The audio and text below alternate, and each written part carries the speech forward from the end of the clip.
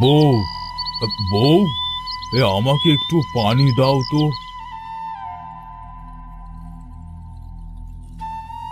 এই নাও পানি।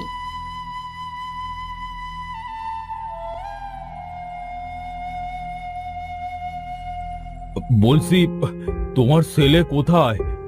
আমি একা একা কিভাবে সংসার সামলাবো বলো তো? এখন তো বুড়ো হয়ে গেছি। কি হয়েছে বাবা? তুমি বকছো কেন? হ্যাঁ, বকছি কি আর সাধে? এই বয়সে কি আমি আর কাঠ জোগাড় করতে পারি?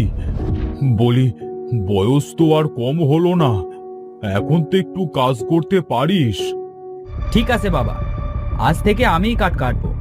তুমি দুদিন আমার সাথে যেও, আমি শিখে গেলে তোমাকে আর যেতে হবে না।